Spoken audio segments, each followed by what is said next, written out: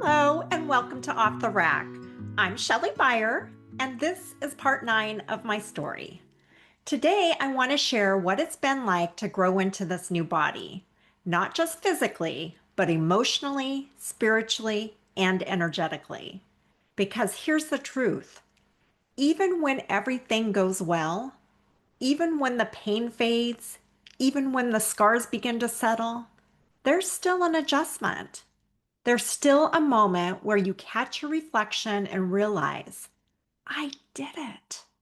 This is real, and I'm not who I used to be. For me, that moment came the first time I looked in the mirror after surgery. I had been avoiding it. I had seen myself in the surgical bra with the pads and the drains and the layers that softened what was underneath. But when I finally took it off, there it was, my new chest, my new shape, my new body. And I was scared, not in a bad way, but in a deep way. Like I was meeting myself again for the first time. And I wasn't sure if I was ready to receive her. That was the beginning of something bigger than recovery. It was the start of becoming. What surprised me most in those early weeks wasn't the pain or the bruising. It was how quiet the world felt. Even with my husband upstairs working, even with support, I felt lonely. The days were long, the pace was slow, and the silence was so loud. But in that silence, I found something. I started watching video vlogs of other women who had gone through breast reduction, and it hit me. No one should have to do this alone. I saw how different my experience was and how much of that came from the healing I'd already done, from the way I nourished my body, from the community I had, even if limited. And I realized women need more than information. They need connection. That's when the idea for the healing room was born. A space for women to be seen, to be supported, to walk through this vulnerable transformation together, face to face, heart to heart, where we can have real conversations. But even before I was ready to help others, I had to keep helping myself. I've spent years working on my self-talk. I've trained myself to notice negative thoughts and shift them quickly. So after surgery, I didn't go down the path of criticism or regret. But something did shift, not from negative to positive, but from nothing to nourishing. Before, I wouldn't say anything to myself at all. Not mean, not kind, just silence. Now, I catch my reflection and say, you look beautiful. You're doing great. You don't have to hide anymore. It's not just about the body.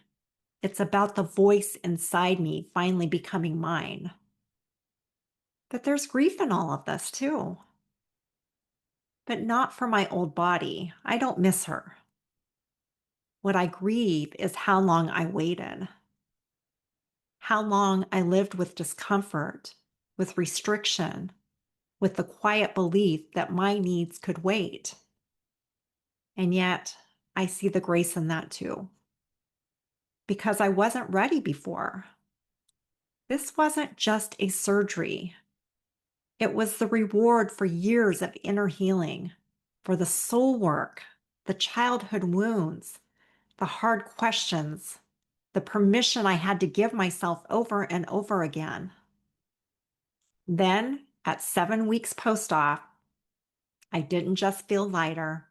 I felt clearer, more alive, more willing to be seen. I cut 7 inches off my hair, went blonder, got lash extensions and brows done, and started buying clothes that actually fit and wearing them with joy. Not because I needed a makeover, but because I finally felt ready to stop playing small. I'm not dimming my light anymore. I'm not trying to go back. I'm stepping into who I was always meant to be. So if you're listening and you're still in the middle of your own before and after, let this land in your heart. It's okay to grieve the time you waited. It's okay to feel scared when you finally meet yourself. And it's okay to love what you see, even if you're still getting used to it. Your body has changed. Your energy has shifted. And your healing, it's not just physical, it's personal. If today's episode met you in that quiet space between grief and gratitude, you're not alone. Join us in the private Facebook group, Off the Rack Breast Reduction Support for Women. It's a soft place to land while you grow into the newest version of you. Thank you so much for letting me share this chapter with you. It's one I'll never forget, and one I hope reminds you that you're not just healing, you're becoming. I'll see you tomorrow for one last spark to close out the month.